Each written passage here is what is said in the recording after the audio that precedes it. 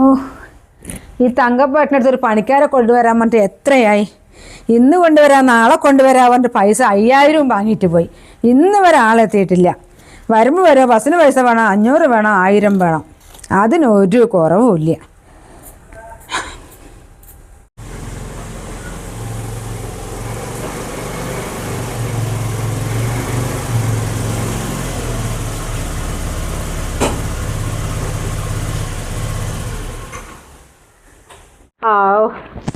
ഇപ്പൊ പറഞ്ഞ് നാവ് വായിലിട്ടേ ഉള്ളൂ. 100 ആയുസാണല്ലോ. ദിവസം നിങ്ങളിങ്ങനെ ഒറ്റയ്ക്ക് വരികയാണല്ലോ. ഒരു പണിക്കാരെ കൊണ്ടുവരാൻ ഇന്ന് വരെ കൊണ്ടുവന്നിട്ടില്ലല്ലോ. എനിക്ക് തീരെ വയ്യാഞ്ഞിട്ടാ. എന്താ പഞ്ചായത്ത് നിങ്ങൾ എന്നെ പറ്റി വിചാരിച്ചു? നിങ്ങളുടെ 5000 വാങ്ങിച്ചാൽ പഠിച്ചു പോയിന്നാ. ഞാൻ പണിക്കാരെ കൈയോടെ കൊണ്ടുവന്നിട്ടുണ്ട്. പണിക്കാരെ കൊണ്ടുവന്നിട്ടുണ്ടോ? എൻ്റെ തങ്കപ്പെട്ട നിങ്ങൾക്ക് പുണ്യം കിട്ടും. നടുവേദന സഹിക്കാൻ വയ്യാഞ്ഞിട്ടാ. എന്നിട്ട് പാളെവിടെ? ഞാൻ വിളിക്കട്ടെ? മഞ്ജുള ദേവി, ഇവിടെ വാ, ഇതാ വീട്, വാ. ആളെ നോക്ക്, എങ്ങനെയുണ്ട്?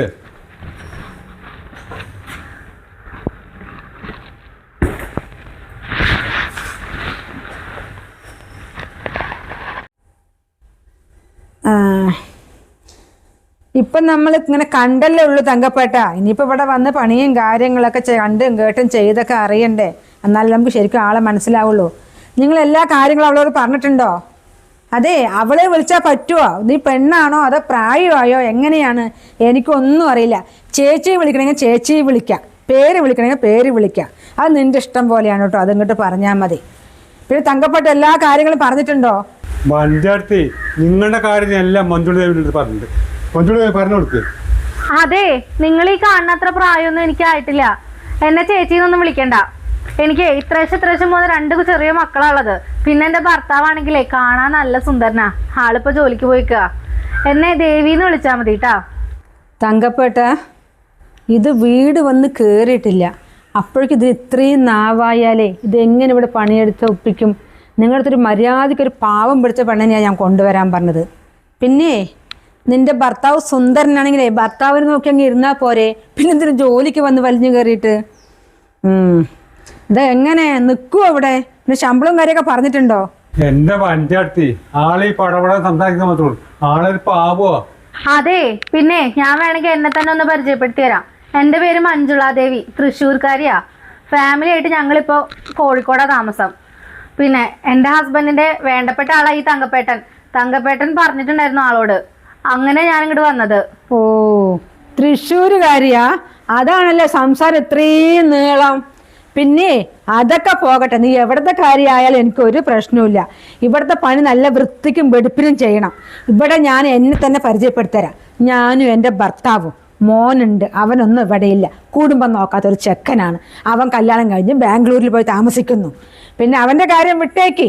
പിന്നെ ഇവിടുത്തെ പണി അടുക്കലും തുടക്കലും എല്ലാം എൻ്റെ രാവിലെ എൻ്റെ ഭർത്താവ് ചെയ്തിട്ടാണ് ജോലിക്ക് പോകുന്നത്. നടുവേദനയാണ് എനിക്ക്, ഡിസ്കിൻ്റെ കംപ്ലൈൻറ്റാണ്. ഒരു പണിയെടുക്കാൻ പറ്റില്ല. ഇവിടെ എല്ലാ പണിയും കണ്ടും കേട്ടും അറിഞ്ഞും ചെയ്യണം. പിന്നെ ശമ്പളത്തിൻ്റെ കാര്യം തങ്കപ്പേട്ടൻ പറഞ്ഞിട്ടുണ്ടല്ലോ. നിങ്ങൾ മോന്റെ കാര്യം പഠിക്കാനില്ലേ? ഓ, തൊള്ള മോനെയും മരുമോളനെയൊക്കെ ഓടിച്ചു വിട്ടതാണല്ലേ. അപ്പൊ ഞാൻ ഇവരുടെ അടുത്ത് ഇങ്ങനെ നിന്നാ പോരാ, കുറച്ചും കൂടി സ്ട്രോങ് ആയി നിൽക്കണം. തങ്കപ്പേട്ട, എന്നെ പരിചയപ്പെടുത്തി കൊടുത്തപ്പോ ഞാനൊന്ന് സൂചിപ്പിച്ചെന്ന് മാത്രമേ ഉള്ളൂ. എടി പെണ്ണെ, നീ എന്ന് ഇവിടെ നിന്ന് പിറുപിറുക്കുന്നത്? ഇത് നിന്റെ വീടല്ല, എന്റെ വീടാ. പിന്നെ ഞാൻ ഒരു കാര്യം പറയലോ, നീ ഇവിടെ അടങ്ങി ഒതുങ്ങി പണിയെടുക്കണം. പിന്നെ നിന്റെ ഭർത്താവ് സുന്ദരനാണ് പറഞ്ഞല്ലേ, അതിലേറെ സുന്ദരനാണ് എന്റെ ഭർത്താവ്. മൂപ്പര് 7 മണിക്ക് പണി കഴിഞ്ഞ് വരും. അതിന്റെ മുന്നേ നീ ഇവിടുന്ന് പോകണം. എന്റെ പഞ്ചായത്ത് നിങ്ങൾ സുന്ദരനൊക്കെ അവിടെ ഇരിക്കട്ടെ. എന്റെ പൈസ ആയിരുന്നില്ല, ഞാൻ പോട്ടെ. എന്റെ തങ്കപ്പേട്ടൻ, ഇവരുടെ സ്വഭാവം എങ്ങനെയാന്ന് നിങ്ങൾ മുന്നേ എന്നോട് പറഞ്ഞില്ലല്ലോ. നിങ്ങളുടെ ടീമാന്ന് പറഞ്ഞപ്പോ കുറച്ച് നല്ല ആൾക്കാരാന്ന് വിചാരിച്ചിട്ടാ ഞാൻ ഇങ്ങോട്ട് വന്നത്. ആഹാ, എന്റെ സ്വഭാവം നന്നല്ലാന്നാ? നീ ആരാ വിചാരം? നീ ഞങ്ങളുടെ വീട്ടിൽ പണിക്ക് വന്നതല്ലേ, അല്ല എന്റെ മരുമോളായിട്ട് വന്നൊന്നും അല്ലല്ലോ. അഹങ്കാരി. തങ്കപ്പെട്ട, ഇതെനിക്ക് ശരിയാവും തോന്നില്ല. എന്റെ പഞ്ചായത്ത് നിങ്ങൾക്ക് നടുവേനായിട്ട് ഞാൻ കൂട്ടുകൊണ്ടുവന്ന് നിങ്ങൾക്ക് വായിക്ക ഒരു നടുവേനയില്ല. ഇത് വിട്ട് ഞാൻ ഒരുപാട് കഷ്ടപ്പെട്ടാണ് കൂട്ടുകൊണ്ടുവന്നത്. നിങ്ങൾ നിർത്താൻ പറ്റി നിർത്തി, അല്ലേ ഞാൻ പോണു. തങ്കപ്പേട്ടൻ, ഞാൻ ഇവരുടെ ഭർത്താവ് 7 മണി വരെ ജോലി കഴിഞ്ഞ് വരുന്നവരൊന്നും ഇവിടെ നിൽക്കില്ല. 4 മണി എന്നുള്ള സമയം ഉണ്ടെങ്കിൽ ഈ മഞ്ജുള ദേവി ഈ പടിയിറങ്ങും പണിയൊക്കെ കഴിഞ്ഞിട്ട്. 4 മണിയാകുമ്പോഴേക്കും മഞ്ജുള ദേവി ഇവിടുന്ന് പോകുന്ന? എടി മഞ്ജുളേ, നിനക്ക് ഞാൻ 15,000 എണ്ണി എണ്ണി എണ്ണി തരാമെന്ന് പറഞ്ഞിട്ടാണ് തങ്കപ്പേട്ടൻ 1000 1000 1000 ആയിട്ട് എടുത്ത് 5000 വാങ്ങിയിട്ട് പോയിട്ടുണ്ട്. അങ്ങനെയൊക്കെയാണ് അയാൾ നിന്നെ കൊണ്ടുവന്നത്. ഇനി ഇവിടെ 4 മണിക്ക് ഒരിക്കലും പോകാൻ പറ്റില്ല. രാവിലത്തെ എല്ലാ പണിയും കഴിയണം. ഉച്ചക്ക് ചോറും കറിയും എല്ലാ ഭക്ഷണവും കഴിച്ചുമ്പോഴേക്കും എങ്ങനെയെങ്കിലും 3 3:30 ആകും.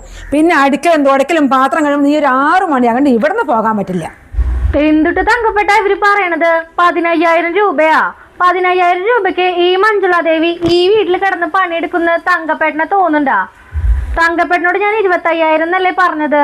തങ്കപ്പേട്ടൻ 20,000 എന്ന് പറഞ്ഞപ്പോ ഞാൻ സമ്മതിച്ചതാ. പുറത്ത് 30,000-ന് എന്നെ പണിക്കെടുക്കാൻ ആൾക്കാരുണ്ട്.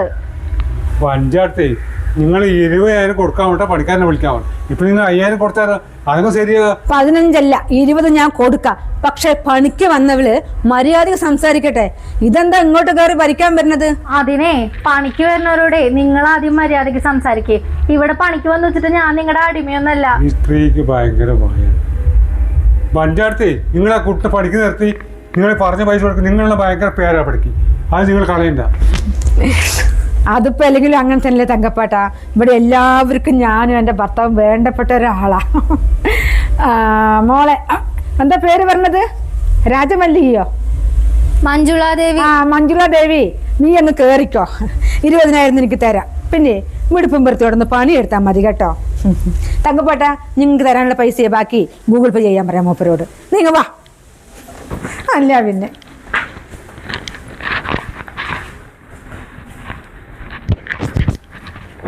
നേരത്തെ ഒന്ന് പൊക്കി പറയായിരുന്നു. എനിക്ക് വെറുതെ എൻ്റെ സമയം പോയി. ഇവളെവിടെ പോയതാ? അതെ, നീ ഒരുങ്ങാൻ നിൽക്കുകയാണോ?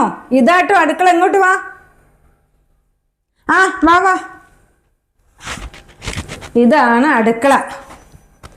പിന്നെ ഇവിടെയൊക്കെ ഇതൊക്കെ ഒന്ന് ചോറും കറിയൊക്കെ ഇതൊക്കെ ഒന്ന് നീറ്റായിട്ട് വൃത്തിയാക്കണം. എന്താ പച്ചക്കറി വാങ്ങിക്കൊണ്ട് വെച്ചിട്ടുണ്ട്. അത് എന്തൊക്കെയാണ് വേണ്ടത് എടുത്തിട്ട് സാമ്പാർ ഉണ്ടാക്കിക്കോ. ഒരു തോരനും ഉണ്ടാക്കി പപ്പടവും കാച്ചി. അത് തന്നെ ഇവിടുത്തെ കറി. പിന്നെ തൈരോ ഇതൊക്കെ ഉണ്ട്, അത് മതി. ഇവിടെ ആരും ഇറച്ചി മീനൊന്നും കൂട്ടില്ല? ഇറച്ചി മീനും ഞങ്ങൾക്ക് അങ്ങനെ നിർബന്ധമില്ല. വേണമെങ്കിൽ വേണം, വേണ്ടെങ്കിൽ വേണ്ടെന്നില്ല. ഇപ്പം ഒന്നും മേടിച്ചിട്ടില്ല. ഇന്ന് പച്ചക്കറി ഉണ്ടാക്കിയാൽ മതി. നിന്റെ കൈപ്പുണ്യൊന്ന് ഞാൻ നോക്കട്ടെ.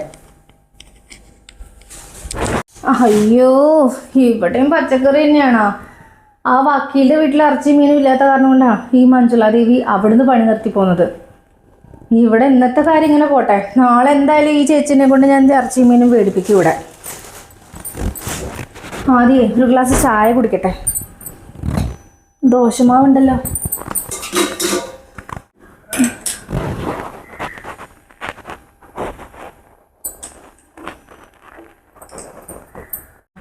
വിശന്നിട്ടാണെങ്കിൽ വയ്യ മനുഷ്യനെ. വേറെ ഒരു ഗ്ലാസ് ചായ 2 ദോശയും കഴിക്കും.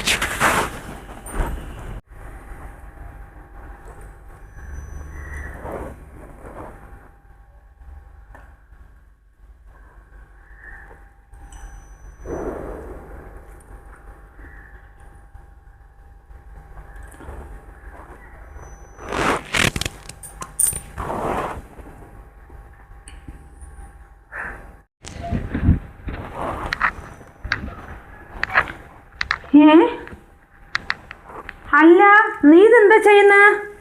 ഞാനൊരു ഗ്ലാസ് ചായ ഉണ്ടാക്കിയിട്ട് കുടിച്ചതാ. 2 ദോശ ഉണ്ടാക്കി. ആരോട് ചോദിച്ചിട്ട്? നീ ഇന്ന് വന്ന് കേറിയല്ലേ ഉള്ളൂ.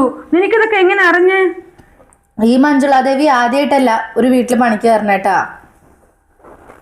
എല്ലാ വീട്ടിൽ പോയാലും ഈ മഞ്ജുളാദേവി ഇങ്ങനെ തന്നെയാ. നല്ല മഞ്ജുളാദേവി. അപ്പൊ വന്നത് നിന്റെ വയർ ആദ്യം നിറയ്ക്കണം. അപ്പൊ വീട്ടിൽ നിന്ന് കഴിക്കാണ്ട വരിക? രാവിലെ ഒന്നും കഴിക്കാതെ വന്നത്. അവിടെ എത്ര നേരം നിന്ന് സംസാരിച്ചു നിങ്ങളായിട്ട്? അത് ശരി.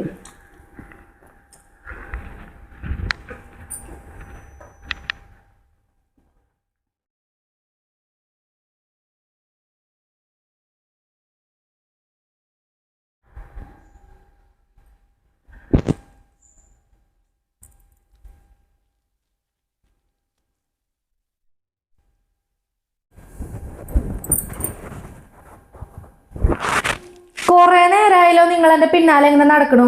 ഞാൻ നിങ്ങളുടെ വീട്ടിൽ നിന്നൊന്നും അടിച്ചു മാറ്റി കൊണ്ടുപോകുന്നില്ല. അങ്ങനത്തെ സ്വഭാവമൊന്നും ഈ മഞ്ജുളാദേവിക്കില്ല. ഇതും കൂടി കൂട്ടിയിട്ട് 9ാമത്തെ വീട്ടിലാണ് ഈ മഞ്ജുളാദേവി പണിക്ക് വരുന്നത്. ആദ്യമായിട്ടാണ് ഒരാൾ ഇങ്ങനെ ചെയ്യണത്. പിന്നെ അത് നിനക്ക് ഇവിടെ ഒന്നും പരിചയമില്ലല്ലോ. അത് കാരണം ഞാനൊക്കെ ഒന്ന് കാണിച്ചു തരാൻ വേണ്ടി വന്നതാ. ദേ, നിങ്ങളുടെ തുണികളൊക്കെ അവിടെ മടക്കി വെച്ചിട്ടുണ്ട്. ഇനി എന്റെ അടുത്ത പണി എന്താ? വേഗം പറഞ്ഞോളോ. എന്തിനു വേഗം പറയുന്നു?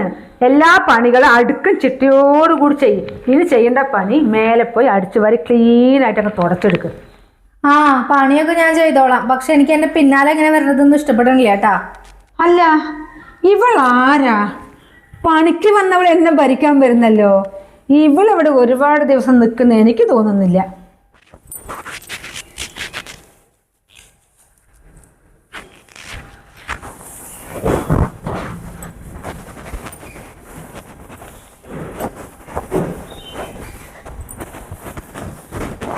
പൊടിയാ, അടിയും തുടയൊന്നും ഇവിടെ ഉണ്ടായിരുന്നില്ല എന്ന് തോന്നണം. അതിന് അടിക്കാനും തുടയ്ക്കാനൊക്കെ ഇവിടെ ആളെവിടെ?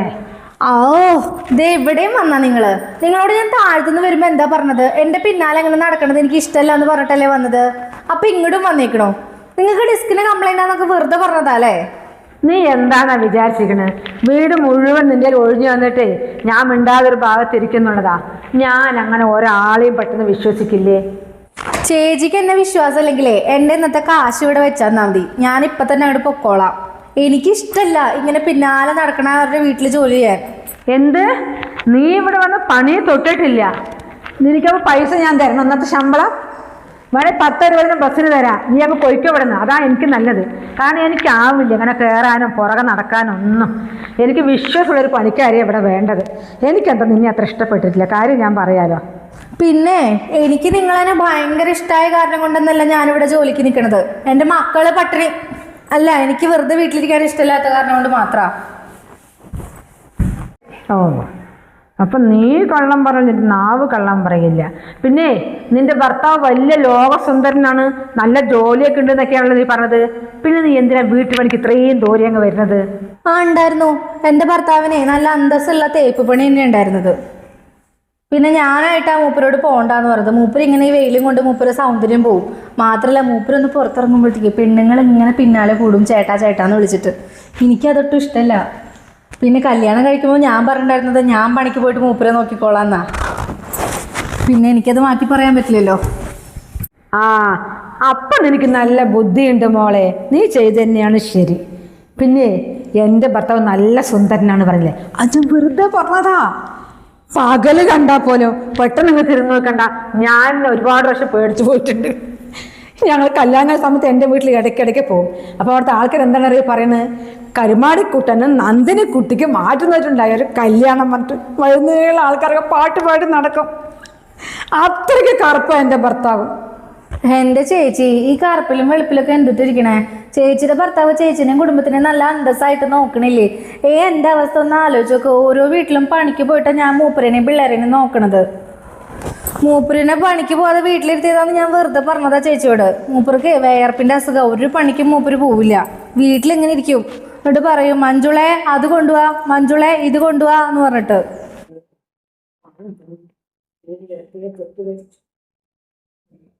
ആ, അതിലൊക്കെ എന്തിരിക്കുന്നു? ഓരോരുത്തർക്ക് ഓരോ യോഗമാണ്. പിന്നെ നീ ഇങ്ങനെ ഭർത്താവ് കാര്യം പറഞ്ഞ സമയം പോക്കണ്ട. വേഗം പണയെ നോക്കിയിട്ട് കാണിക്കുന്നുണ്ട്.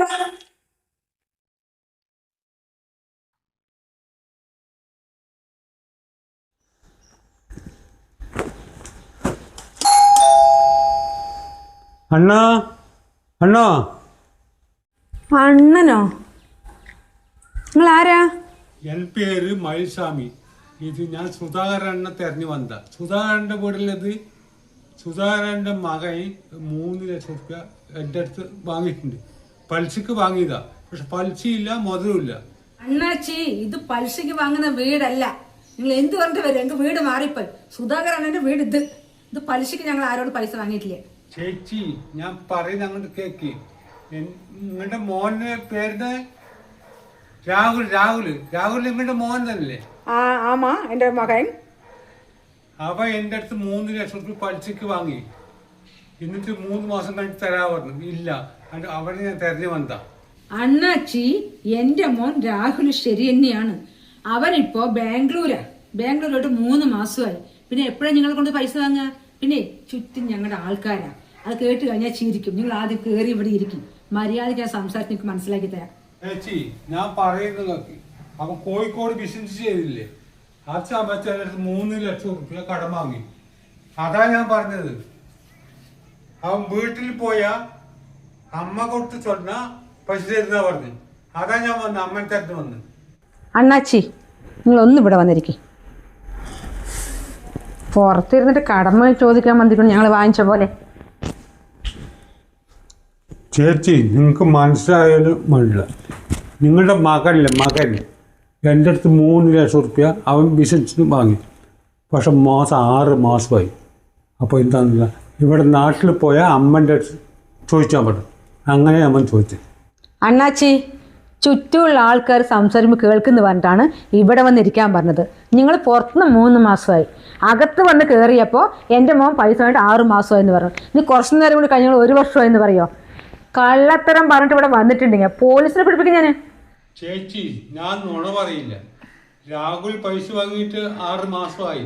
പക്ഷെ ഞാൻ 3 മാസം പൈസ തന്നതാണ്. ഇപ്പം ഈ 3 മാസമായി പൈസ തന്നിട്ടില്ല.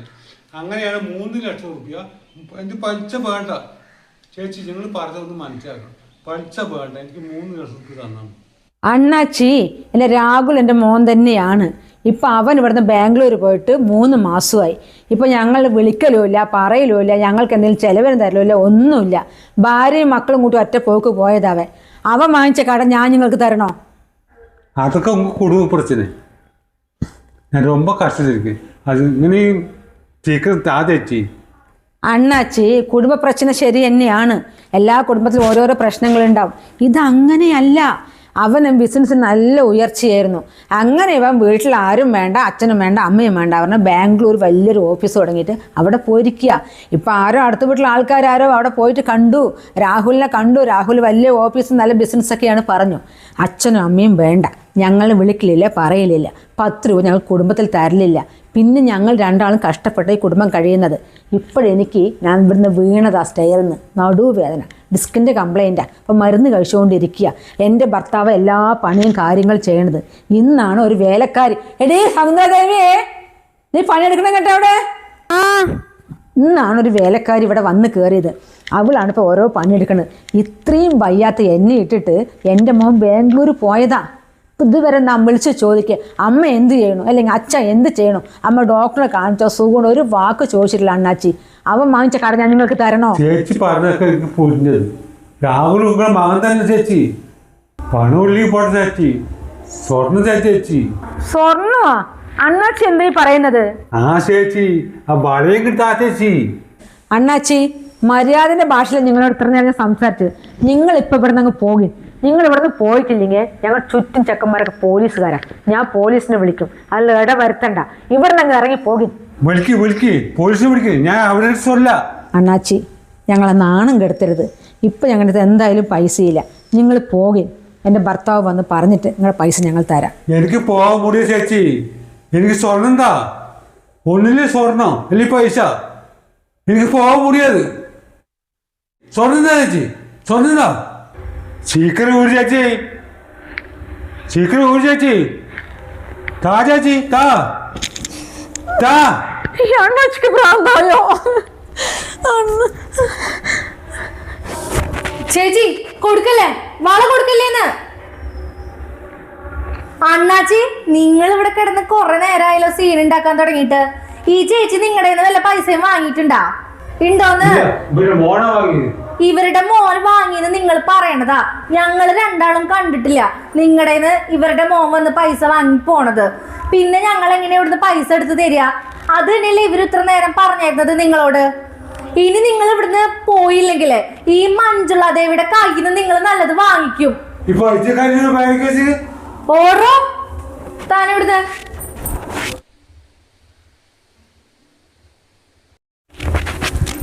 നിങ്ങൾ എന്തൊട്ട് പണിയായി കാണിക്കണത്? ആരെങ്കിലും വന്ന് എന്തെങ്കിലുമൊക്കെ നമ്പർ ഇറക്കുമ്പോഴത്തേക്കും കയ്യിലെടുത്തും കാലിലുള്ളതൊക്കെ ഊരിയായിട്ട് കൊടുക്കുക. അയാള് വന്നത് ഫ്രോഡാണോ നല്ല ആളാണോ നിങ്ങൾക്ക് എങ്ങനെയാ അറിയാ? അല്ല മഞ്ജുളെ, എൻ്റെ മോൻ കൊടുക്കാണ്ടെന്ന് പറഞ്ഞപ്പോൾ ആൾക്കാർ അറിഞ്ഞാൽ മോശമല്ലേ എന്ന് പറഞ്ഞിട്ടാ ഞാൻ വളയൂരി കൊടുക്കാൻ പോയത്. മഞ്ജുളി ഇവിടെ ഇല്ലെങ്കിൽ ഞാൻ കൊടുത്തേനെ. ഇതുപോലെ പ്രായമായ ആൾക്കാരെ ഒറ്റയ്ക്കുള്ള വീട് നോക്കിയിട്ട് പല ആൾക്കാരും നടക്കുന്നുണ്ട്. അവരെയൊക്കെ വിളിച്ച് അകത്ത് കയറ്റി സൽക്കരിച്ചാലേ തട്ടിപ്പോവും സ്ത്രീയെ. കയ്യിലുള്ള സ്വർണവും പോവും, പൈസയും പോവും, ജീവനും പോവും. സൂക്ഷിച്ചാൽ ദുഃഖിക്കേണ്ടെന്നാ പറയാ. മനസ്സിലായ വല്ലതും? ആരെങ്കിലും വിളിച്ചിട്ടേ 1 കിലോ ചിക്കൻ കൊണ്ടുവരാൻ പറയും. മഞ്ജുള ദേവിക്ക് പച്ചക്കറി ഒന്നും കൂട്ടി ചോറുണ്ണാൻ പറ്റില്ല. ആ ഞാൻ വാങ്ങിക്കാം.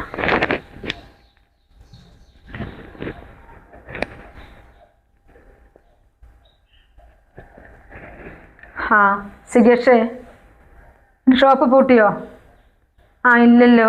നീ ഒരു കാര്യം ചെയ്യും, ഒരു 2 കിലോ ചിക്കനെ ആയിരത്തിലും കൊടുത്തു വിടുമോ? ആ ഒന്ന് വേഗം കൊടുത്തു വിടണേ, ഉച്ചക്കലത്തേക്കാണ്. ആ ശരിയാണ്.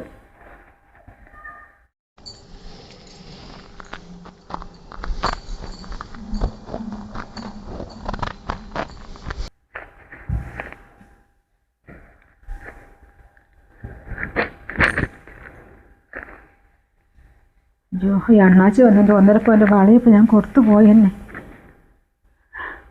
മഞ്ജുള ദേവിന് ഞാൻ എന്തെല്ലോ പറഞ്ഞു. അപ്പോൾ അവളിൽ എനിക്ക് ഉപകാരപ്പെട്ട്